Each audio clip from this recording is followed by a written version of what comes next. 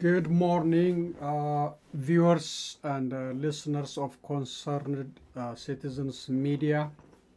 Welcome back and nice to have you here. I always appreciate your presence and your participation in Concerned Citizens Media. So thank you again. I'm happy to announce the ending of the bloodshed for now, at least for now, in the Middle East between Palestinians and Israelis. So that's the good news, and at least for now, I know it happened before. Stop and came back, stop, came back again.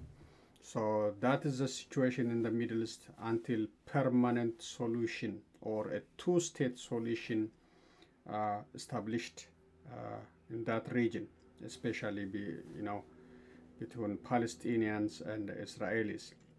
Until that is established, we will see this repeat of bloodshed, violence, and destruction in the future, especially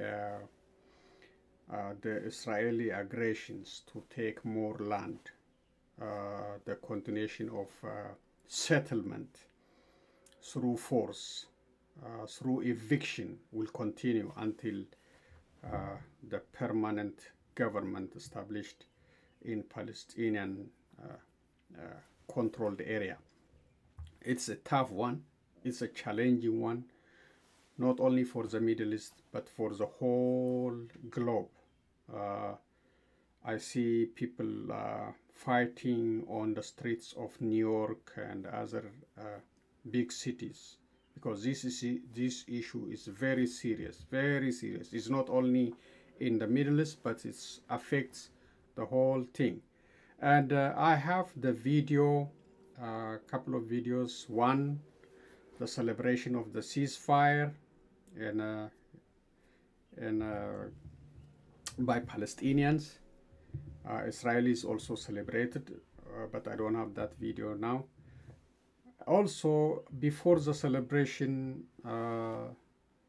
different calls from UN, from Biden, also talking about ceasefire, and Senator Bernie Sanders really telling what it is, why this thing is happening in the Middle East again and again. You will appreciate if you take the whole time and to listen to these videos. You will understand why the Middle East between Israeli and the Palestinians conflict is coming back and forth. So really, Senator Bernie Sanders tells the truth, tells as it is without, covering it up. Why the Palestinians are uprising every time. It's also amounts to apartheid, like in South Africa. I already talked about this thing before. Israelis bring more people from outside, claiming the original land is there and no enough space. So what they have to do, they have to use the gun, the court system, the police to evict, to destroy Palestinian lives, to bring more people, to bring more settlement. That's the situation. And the United Nations and others, the Palestinians, they talk about 1967. It is imaginary, it's impractical in the faces of Israel. That's a tough one to implement, but we'll see. Anyway, that's the breaking news. It's a good news, at least for now. We will not see bloodshed. Netanyahu, Prime Minister of Israel, want to continue, but he's now for this time probably forced by the Egyptians and American mediators to stop the bloodshed. But he is happy to swim in the Palestinians' children and women blood bath. He is happy. He is happy to continue the fight until he controls the whole Palestinian land. That's kind of person. That person is Benjamin Netanyahu. So, but he is forced to stop for now. I hope there will be a permanent solution for that area in the near future. Not about talking, action, real action. And Israel has no control. Nobody can control Israel. That's a challenge, very powerful. And don't listen to anybody. Anyway, I have maybe about 3 news to read. Then, as I said, videos to share with you. Thank you again. Here are the news for May 21st, 2021. U.S. Embassy temporarily closing. The United States Embassy is closing on Friday, May 21st, 2021 on abundance of caution. Mr. Andergacho Tsege, former senior officer of Ginbot 7 and the current official in Ethiopian Citizens for Justice Party in Amharic Izema, called for violence against the United States policy on Ethiopia, and he threatened to burn the United States flag in front of the U.S. Embassy at Addis Ababa, Ethiopia. Mr. Andergacho Tsege, Naaman Zallaka, and other officials of Ethiopian Citizens for Justice Party are organizing protests in the United States and around the world to divert the global attention given to atrocities that have been happening in Tigray region, Ethiopia, and also to avoid accountability for those individuals who have committed these grave human rights violations and war crimes in Tigray region. Prime Minister Abiy Ahmed and Eritrean dictator Isaias Afwerki are playing hide and seek with the United States and the European Union about Eritrean criminal forces and Amhara special militia withdrawal demands from Tigray, Ethiopia. The Prime Minister also repeatedly signaling anti-United States and other Western nations policies in his speech with the intention of galvanizing Ethiopians against the United States. All these noises, intimidations, and threats against the United States and other Western nations are unnecessary confrontations, as I said before. And you cannot force the United States and other Western nations from standing against genocide, war crimes, crimes against humanity that have been committed or reported in the Tigray region with credible multiple evidence. So that is the situation. So the embassy in Addis Ababa, the American embassy in Addis Ababa, is closing for now because these protesters, these supporters of Prime Minister Abiy Ahmed and Isaias Afwerki, pro-genocide, I called them before, pro-genocide, pro-crime, crimes against humanity. That's in clear term. That's it. That's supporting Abiy Ahmed at this time. So they intimidating, threatening, denouncing the United States and other Western countries for standing against crimes, for speaking up for those voiceless Tigrayan residents, Tigrayan girls, women raped by Eritrean criminal forces and by the Amara and the Ethiopian forces, and for other atrocities, hospital destroyed, other public properties were destroyed, looting, all these are criminal acts. It's nothing about law and order operation. No, that is just a pretext. And the United States understand, the Western world understand, and they try to do something. And so the Abiy Ahmed and his supporters are not happy about this. So they just working on diversion, taking in the attention from this point, and galvanizing Ethiopians to to confront United States embassies and other Western countries in the Washington D.C. and other places. So it doesn't work. You can make a noise, you can intimidate, you can threaten, but you cannot change the United States policy. It is better, I said before, it is better to stop this intimidation, these threats against the United States. Rather, it is better to do what the global community is asking you to do, Abiy Ahmed and Naaman Zalek and Argacho Sige, all supporters. Withdrawal of the Eritrean forces, the Amara militia from the areas they captured under the pretext of law and order operation, then reconciliation with Tigrayan defense forces.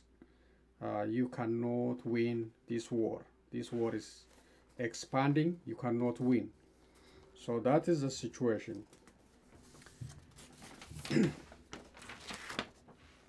The other one is the United States Foreign Relations Committee unanimously approved Resolution 97 on Ethiopia. The United States is not rushing. The United States is coming slowly, taking the time with all kind of approach. First, diplomacy, sending diplomat to beg Isaias Afwerki, Prime Minister Abiy, talking to them, please do this, do this, do this. If they refuse, then they will start coming up with a resolution, restriction, sanctions. Slowly, they don't rush, but it may take time. So Resolution 97. This Senate resolution calls for different things. The government of Ethiopia, the Tigray People Liberation Front, and other belligerents in the conflict in the Tigray region of Ethiopia to cease all hostilities. Number one, stop all these hostilities. Okay, for Tigrayan Defense Force, Ethiopian Defense Force. Second, protect human rights. Allow unfettered humanitarian access and cooperate with independent investigation of credible atrocity allegations. So the Resolution 97 calls for all this. Number one, stop the fighting. Stop the fighting. Okay? Respect human rights. It's not respected in Tigray or elsewhere. There is no human right in Ethiopia these days. People are killed in public. People taken out after the government arrest them from the government hand and killed. So law and order has been broken for a while under Abiy Ahmed. People released by the legal system, rearrested by federal security or by Abiy Ahmed undercover securities. So the system is broken. It's slowly becoming a one-man show. I said he is watching Isaias Afwerki, and he is trying to do in the same way, become a dictator. but that's very dangerous for him and for Ethiopians. Ethiopians are silently watching, and they are just mostly they are not protesting. Maybe they're scared of the gun, because this guy has a shoot to kill policy with his command, with all militia, Oromia police, federal police, the army, everybody ready to accept his order. That's why the demonstration is not happening at this time in Oromia. But the situation is not settled. So that's a tough one. But he decided to confront with the Western world. That's a crisis for the country. Ethiopia cannot afford to fight with global powers. We are poor. We need help. Under Abiy Ahmed, there is no way you can get help from the United States or from European Union. So the Senate resolution is very wide. If you are interested to read the whole report, you can go to congress.com and read the whole report. What the Senate passed, the Senate Foreign Relations. But is in short, it calls on the government, calls on the TPLF, and all others involving in the fighting to stop and respect human rights and cooperate with international independent investigation and other points. Okay, the last one. Oromo political prisoners lack confidence about Ethiopia's justice system. I said already, there is no justice system. There is no law and order in Ethiopia. Abiy is the head of everything. Mr. Johar Mohammed, Baqqala Garba, and others said that court decisions are ignored and the citizens freed from their crimes are snatched back illegally by federal police with the order coming from higher level of authority. See? In a legal system, you can be accused, then you appear in the court, you present your case, the other side also present their witness and the case, then the court see, and after that they say you may be guilty or not guilty. That's it. That's the end. The police has nothing to do with this. Nothing to do with this. But under Abiy Ahmed, that is not working. The legal system is broken. So after the court say you can be released on bond, the federal police can arrest you. Or after the court found you not guilty, the federal police can rearrest you by the order of Abiy Ahmed. That is the situation. This is a broken system we are fighting against. And Colonel Gamachu Ayana became the victim of such injustice twice in the past in that country.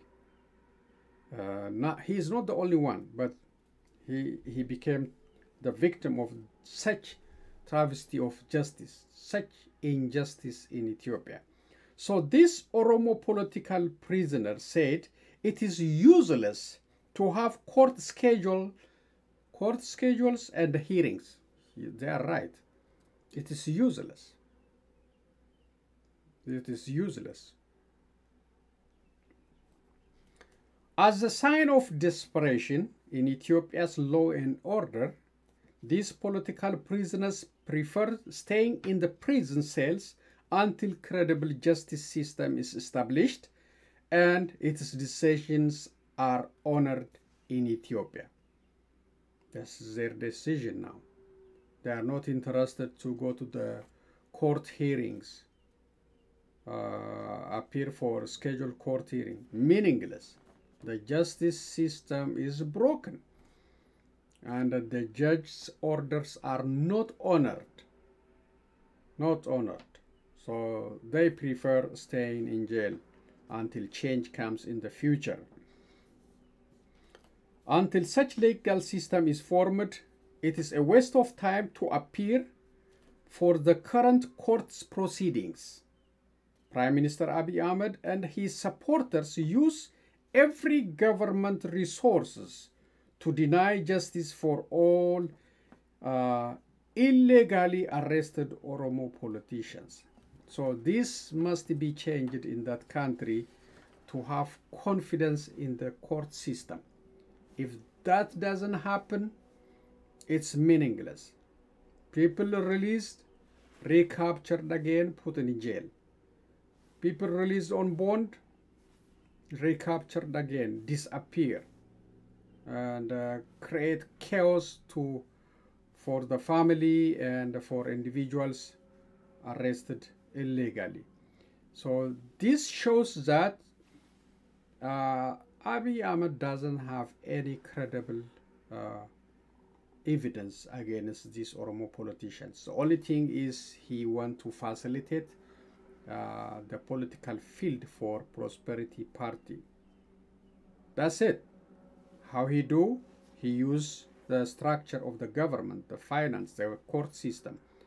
And you might already heard that they have like 146 witnesses against Johar Muhammad, Bakala Garba, and those other Oromo 146. This is another way of extending the time. It's another way of denying justice for these individuals. How? You create more than 3 per person witnesses, maybe 10 witnesses for one prisoner. Then you will extend the time. So that's another system of denying justice. That's another way of denying justice. That's the legal system is broken. So the situation is changing, and Abiy Ahmed and his supporters want to fight with Ethiopians and with the global community. They don't want to fix the problems. They don't want to dialogue. They don't want a reconciliation in that country. They want election, and they want to have legitimacy to continue their killing, to continue their torture, and to continue their other atrocities and other human rights violations. That's what the intention. And these people, they don't listen to anybody. These are arrogant politicians, very arrogant. And they don't care about anybody. They claiming historical brevity or courage of Ethiopians. Ethiopia never been colonized. Yeah, that is good, but nobody cares about that now. The country is breaking into pieces through command posts, through fighting. The country's image is not good. So what is all this bragging about never been colonized? Yeah, that's a good history, but you are destroying others. You are destroying life. You are destroying the country's image. And you are making the country isolated globally. And now you try to make Ethiopians, stand up and fight Americans and the Western. That's what you try to do through demonstration, through all these poisonous, those intimidations. It will not work. You guys, and sit down, think again.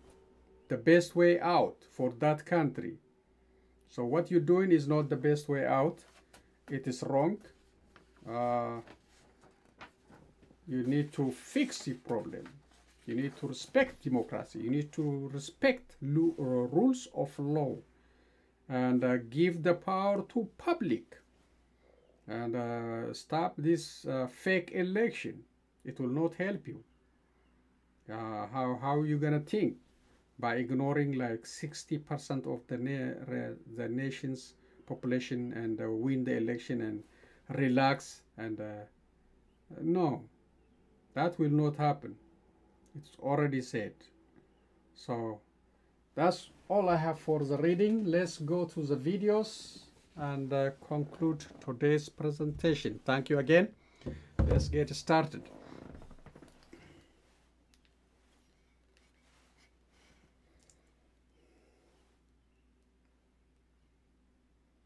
So the first one is the United Nations calling for ceasefire.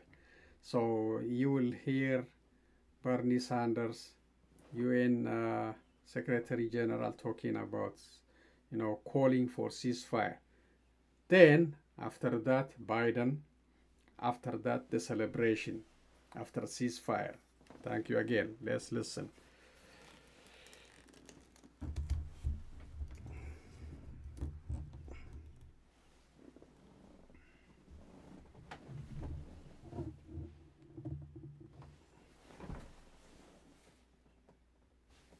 I am deeply shocked by the continued air and artillery bombardment by the Israeli Defense Forces in Gaza.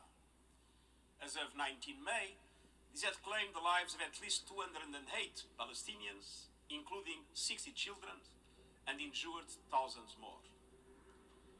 The continued indiscriminate firing of rockets by Hamaz and other militant groups towards population centers in Israel, resulting in at least 12 fatalities, including 2 children, and hundreds of injuries, is also unacceptable. The fighting must stop immediately. We are engaging directly with the parties to conflict, including Hamas, in our efforts to secure an end to hostilities. We must work towards a resumption of negotiations that will address the status of Jerusalem and other final status issues, end the occupation, and allow for the realization of a two-state solution on the basis of 1967 lines, UN resolutions, international law and mutual agreements, with Jerusalem as capital of both Israel and Palestine. It is particularly heartbreaking that the escalation of the attacks began at the end of the Muslim holy month of Ramadan. The raid on the Al-Aqsa Mosque, which is one of the holiest places on earth for 1.8 billion Muslims, was shocking. I once again urge display of respect to all places of worship, including Al-Aqsa Mosque, Al-Haram al-Sharif. Okay, that's UN.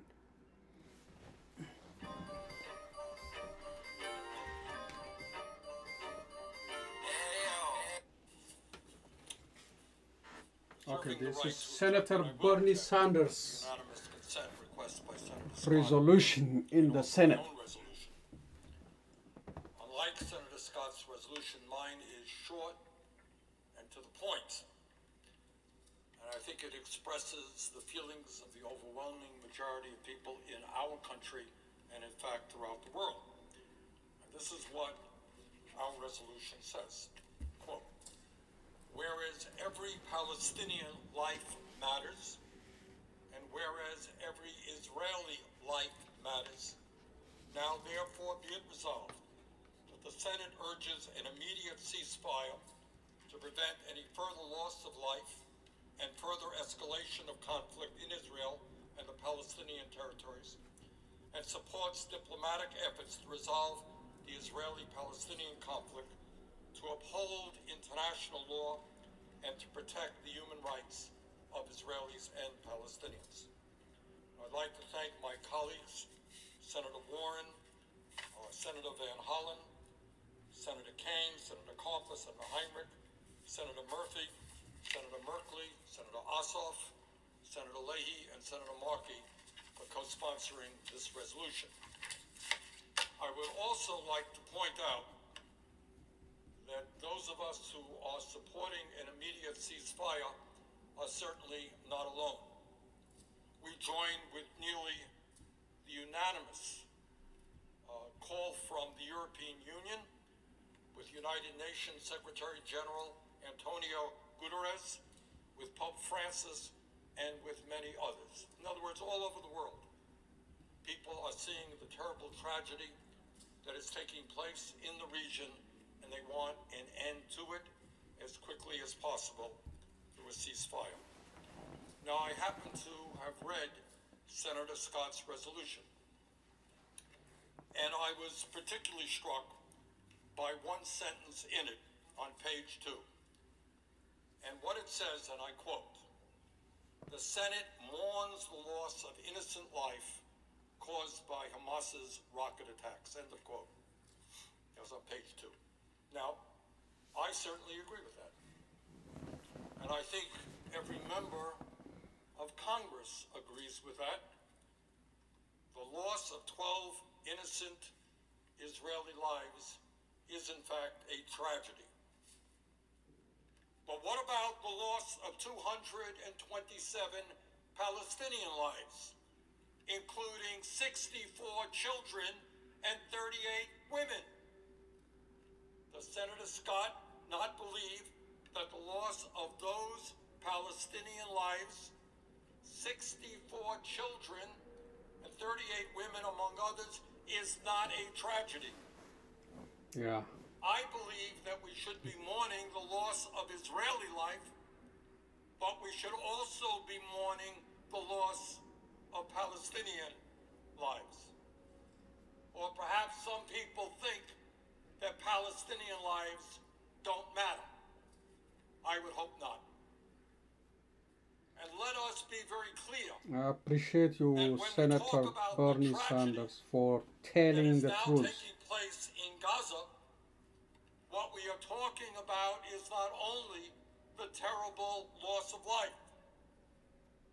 As I hope most people know, Gaza, before this war, was an extremely poor and desperate community, and the latest Israeli bombardment has only made a bad situation much, much worse. Let us remember, Gaza has been under a blockade since 2007, imposed by Israel and Egypt. Most people are unable to leave. Basic necessities are extremely hard to obtain. Gaza is the home to about 2 million inhabitants. Its population density is among the highest in the world, just a huge amount of people squeezed into a very small area. More than half of the population of Gaza, some 56%, live below the poverty line.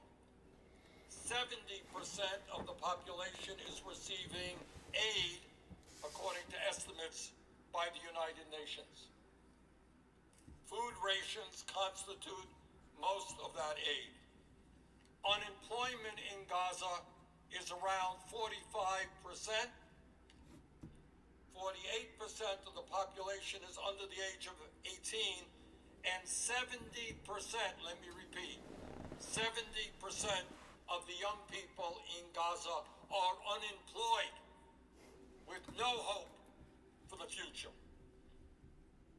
And because of this war, the bombardment from Israeli planes, the situation has gotten even worse.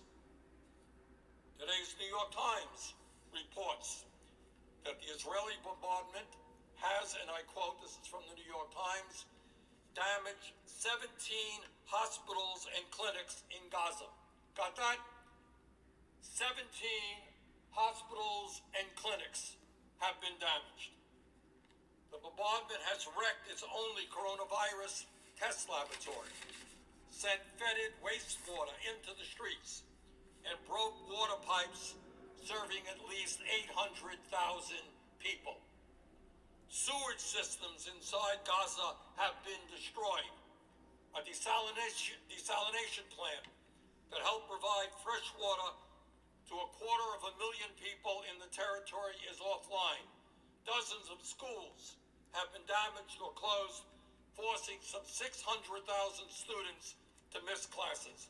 Some 72,000 Gazans have been forced to flee their homes, end quote. That's from the New York Times this morning. Perhaps the situation has gotten even worse, I don't know. And I want everybody to think for a moment what it means to be living in a very small territory with dozens and dozens of planes attacking and bombing. what does it mean in particular to the children of Gaza? Jess Ghanem, a professor of psychiatry at the University of California, San Francisco, who specializes in the psychological effects of armed conflict on children, told USA Today, and I quote, "What children in Gaza are exposed to on a regular basis exceeds anything that any children anywhere else in the world experience. There's basically no place to go for these children. They are unable to escape," end of quote. When you put people under this sort of continued intense pressure with no hope for a better future, you cannot be surprised when violence erupts. Indeed, 3 years ago, in May 2018, I wrote a letter with 12 of my colleagues urging the Trump administration to do more to alleviate the ongoing humanitarian crisis in Gaza. In that letter, we cited Israeli defense officials who were warning that if the crisis was not addressed, it could lead to yet another eruption of violence. Why didn't we take notice then? And when this latest war ends, will the United States once again turn away? Will we consign those children once again to the horrible conditions they are forced to live under today? And I would hope that my colleagues appreciate that we must not do that. Senator Scott's resolution says a lot about Hamas terrorists in Gaza. And let us be clear, Hamas is a terrorist organization. It is a corrupt organization, and it is a repressive organization. But here is the irony. It is resolutions like Senator Scott's that help Hamas. Hamas would be overjoyed if Senator Scott's resolution were to pass. Now, why is that? Let us understand that one of Hamas's goals is to show Palestinians that they represent the real resistance to the occupation. Senator Scott's resolution would help them do just that. By making this all about Hamas, Senator Scott is effectively echoing Hamas's own argument that Hamas is the true face of Palestinians' struggle. And I reject that. Because, my friends, day after day, year after year, decade after decade, nonviolent Palestinian activists struggle against the daily violence and harassment of occupation. Violence and harassment subsidized, by the way, with billions of U.S. taxpayer dollars. Let us be very clear. No one is arguing that Israel or any government does not have the right to self-defense and the responsibility to protect its people. We should understand that while Hamas firing rockets into Israeli communities is absolutely unacceptable, today's conflict did not begin with those rockets. It goes much, much deeper. For years, we have seen a deepening Israeli occupation in the West Bank and East Jerusalem and a perpetual blockade on Gaza, all of which makes life increasingly unbearable for the Palestinian people. The truth is, these policies, like this current war, will continue to strengthen extremists on both sides, including Hamas. You want to strengthen Hamas, support this war. We, Congress, must understand that in more than a decade of his right-wing rule in Israel, Benjamin Netanyahu has cultivated an increasingly intolerant and authoritarian type of racist nationalism. In his frantic effort to stay in power and avoid prosecution for corruption, Netanyahu has legitimized extremist forces such as the Jewish Power Party by bringing them into the government. Moreover, we should understand that these dangerous trends are not unique to Israel. What is going on in Israel, in my view, is a political tragedy, but it is part of a trend that is going on around the world, including here in the United States.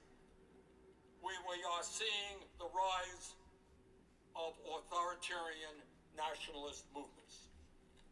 These movements exploit ethnic and racial hatreds in order to build power for a corrupt few rather than prosperity, justice, and peace for the many.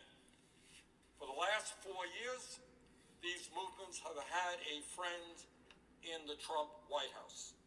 And on January 6th, those forces attacked this very chamber. Madam President, it is no accident that the only European Union country that did not join the nearly unanimous statement yesterday calling for a ceasefire was Hungary. Hungary did not join the rest of the European Union, and Hungary, of course, is led by the ethno-nationalist authoritarian Viktor Orban, a strong ally of both Netanyahu and Donald Trump.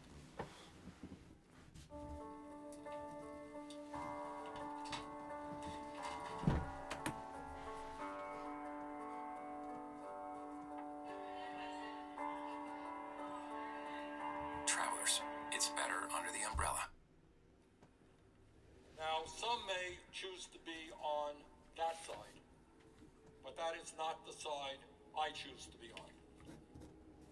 We must be on the side of those who want to build a society based on real security and political equality, based upon the principles of economic justice, racial justice, political justice, social justice, and environmental justice.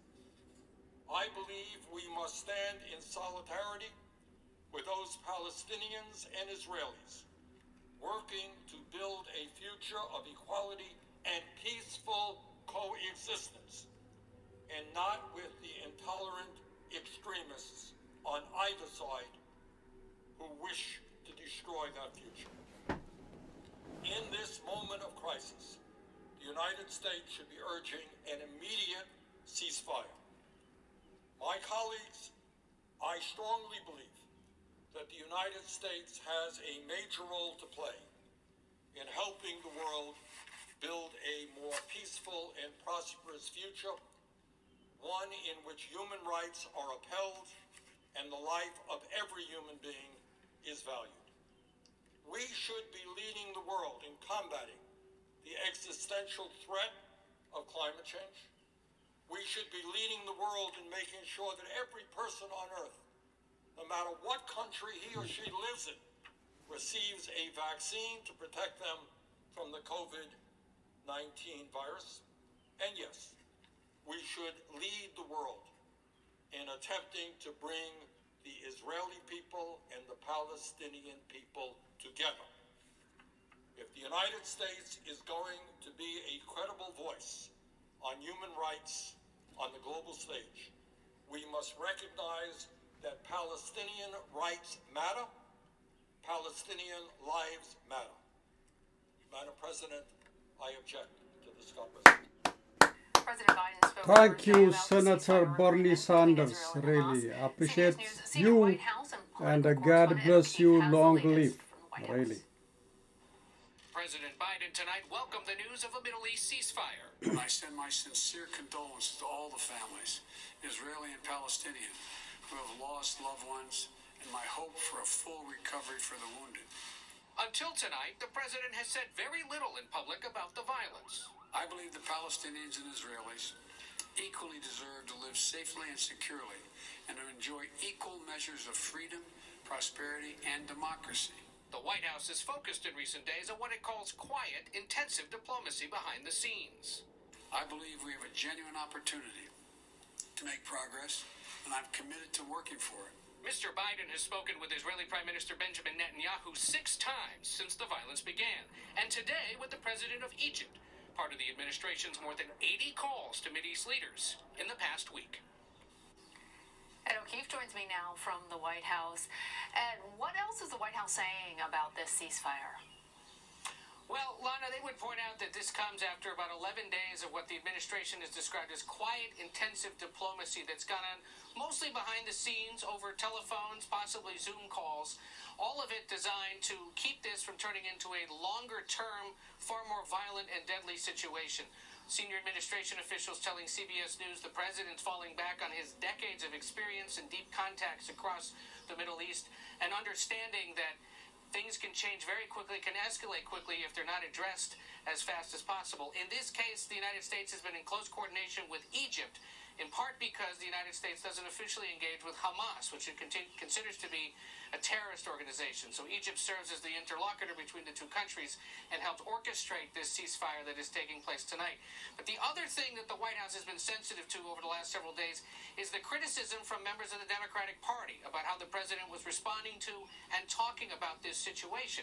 As you are well aware, Lana, the domestic politics are changing such that Democrats increasingly of a certain generation and certainly of the far left ideology believe that the United States has to be far more equitable in dealing with the Palestinians and far tougher on the Israelis. Well, the White House points out that the president never really budged off of his position, both publicly and in private, in part because, as one senior administration told me, the president, quote, has always believed it is not effective to take on your allies in public. So they held the Israelis close, allowed them to get to this point where a ceasefire is set to begin, and now the tricky work of diplomacy that will involve the United States likely to some extent can begin. Let's switch gears now, because President Biden also signed a new law on Thursday aimed at protecting Asian Americans and Pacific Islanders. But there's actually some opposition to this legislation by Asian and LGBTQ organizations. Tell us what's going on. Well, let's start with the positive. First off, this law passed with overwhelming bipartisan support, 94-1 in the Senate. They can't even get to agree to have lunch with that kind of a vote these days, so that's notable. More than 360 votes in the House, Democrats and Republicans on board. What the law does is establish a new Justice Department office to investigate hate crimes, sets up funding and a mechanism to help states establish hotlines to report hate crimes, and then also provide more training to local law enforcement on how to identify those cases and work towards preventing them in the future. But yes, hundreds of Asian, AAPI, LGBTQ organizations oppose this legislation in part because it does nothing to further clarify what the federal government defines as a hate crime. This has been a push, especially from the gay rights community in recent years, to put something in writing in federal law that establishes what it is. But they ultimately didn't do it in this case, instead pushing to address what has become a real notable problem in the country over the past 15 months since the pandemic began. This scourge of anti-Asian attacks across the country, more than 6,500 of them reported, likely thousands more across the country. Just today in New York City, they arrested a man who allegedly attacked an Asian man earlier this week, bit his finger off, part of it, and told the man allegedly, go home to your country. It's those kinds of cases this law is designed to prevent and address. The president saying he was quite proud to see Congress move quickly to pass it. Some criticisms of the parts of this legislation that were not specific. So to follow up on that, Ed, I'm wondering if you can give us some specifics. Do we know the timeline yet for this new Department of Justice office that will handle these hate crimes? When can local law enforcement begin taking advantage of these federal grants? Have any of those details been nailed down? Not quite, because this is what you would call the authorizing legislation. The appropriating or the spending legislation will come later. So likely the office will be established in the coming months. The money might not become available until next year at some point. But either way, considering how tricky it is to get things done in this town these days and to get the two sides to agree to anything, it is notable that it took only just a few months to write this legislation, get it passed, get it through the two chambers, with an understanding that something had to be done to address what has become one of the most unfortunate outgrowths of the pandemic. Well, Ed, I'll Also on Friday, President Biden is planning to meet with South Korean President Moon Jae-in at the White House. What can we expect during that meeting?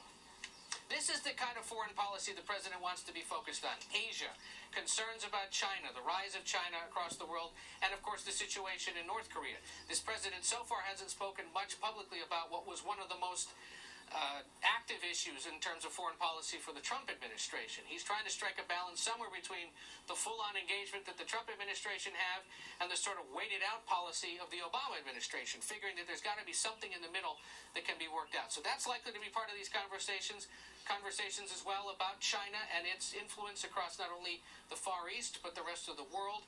This is the second in-person meeting the president has had with a world leader. The first was the Prime Minister of Japan. And again, all of this signals that this is an administration trying to focus much more on Asia, the rise of China, how it's influencing its neighbors and the rest of the world.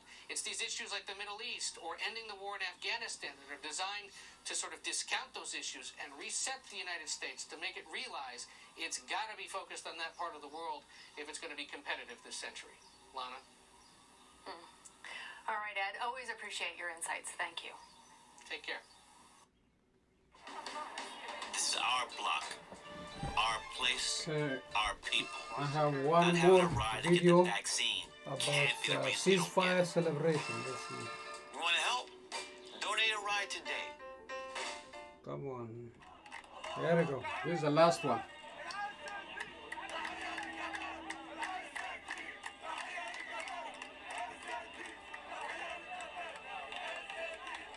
This is Palestinians celebrating the ceasefire announcement.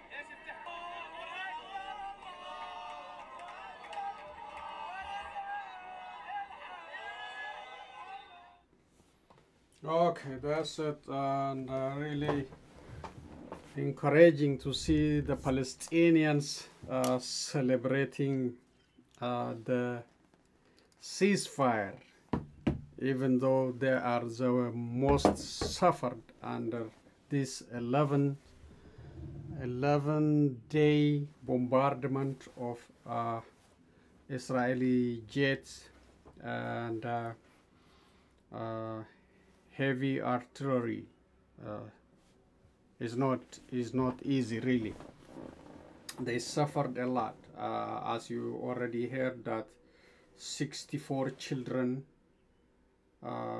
lost their lives, 38 women lost their lives. So clinics, hospitals damaged. Buildings, a lot of buildings, including high-rising buildings, I reported on that one, destroyed by Israeli warplanes, tanks. The loss is unimaginable. I know 12 Israelis lost their lives, but you cannot compare the ratio, really. 12 to 227 Palestinians, and property wise it could be millions for Palestinians. So it's a good thing to have a ceasefire, but what about all this damage? What about all this human life lost? Is the Israelis gonna compensate the Palestinians for all these building collapses, hospitals, clinics damaged? It should be, because these are not the military targets. These are the civilians' properties. Children has nothing to do with this. 64 children.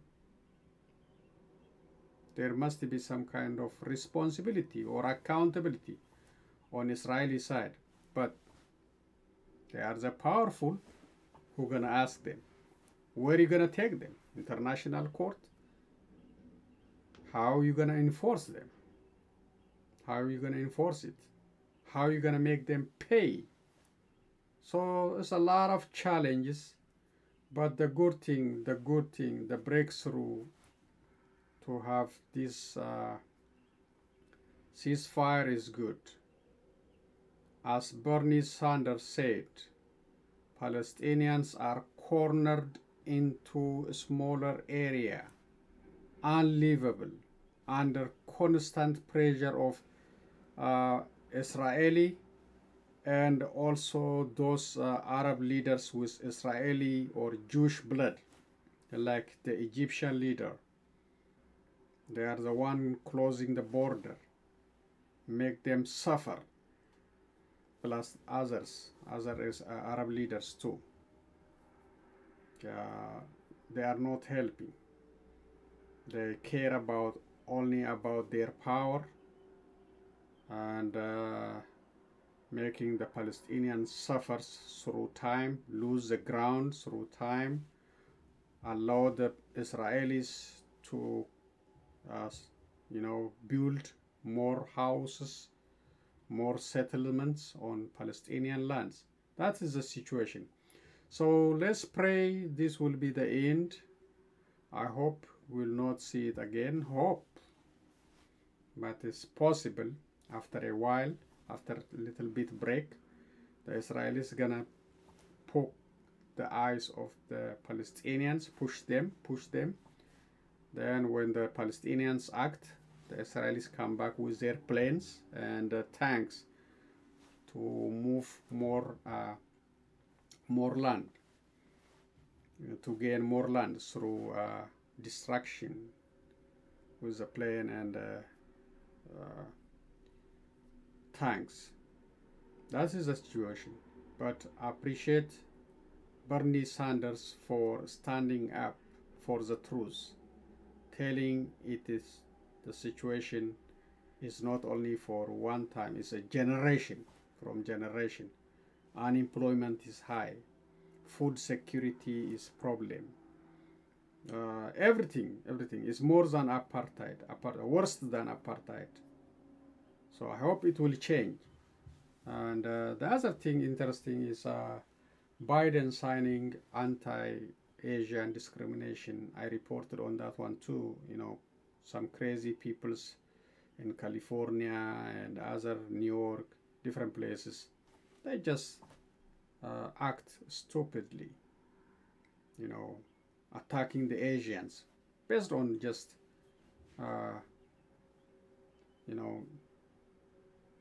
Trump speech, China virus, something like that. So that is not right.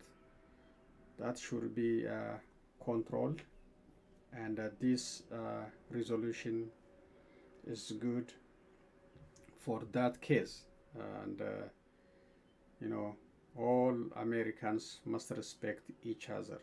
No hate against each other. If you have issue, take it to the court, take it to the authority. Don't just attack somebody because of the color or religion. That's wrong. This is a free country, and we need to use it properly. So I'm glad Trump is out. I hope he will not come back to politics. I hope he is the one creating this one, especially the Asian hate crimes. So it's a long video. It's interesting, and again, I'm happy to see the ceasefire in the Middle East. I hope we're gonna see ceasefire in Ethiopia too. We don't want to fight. The fighting, before the fighting, concerned citizens media also said everything should be resolved through diplomacy. But Abiy went to Isaias Afwerki and cooked this dirty war, endless war. And now we are facing isolation globally. And the country is facing many challenges, including unemployment, insecurity, command post, military or killing squads everywhere under Abiy Ahmed. And now the Amaras are climbing, holding Abiy Ahmed as their hero, and standing by him, appreciating what he's doing on against the Oromos, and fighting the Americans, fighting the Western on behalf of him, and to preserve what they have now. This is wrong for that country. You guys fought against TPLF based on some principles. Now you changed all these principles for your own temporary benefits. So you need to stop that, come back to your mind, negotiate with the others, talk to with other stakeholders about the future of that country. That is my message. And the United States should be appreciated, not denounced, for standing up for the right thing, for speaking up for those voiceless girls, women, raped by Eritrean criminal forces and by others. So they should be appreciated. They should not be denounced. And Europeans also, they should be appreciated for speaking up for the right thing, for the right direction. But Abiy is not listening. I hope he will listen before too late. Things are changing. The pressure is continue. And hopefully the law and order, the real law and order will come to that country, not the one they are talking about. Thank you again. I appreciate you spending time with Concerned Citizens Media. Share my video, like it, so we can grow. We can be the voice for the voiceless. We can spread freedom, democracy, equality for all Ethiopians. Thank you. So long.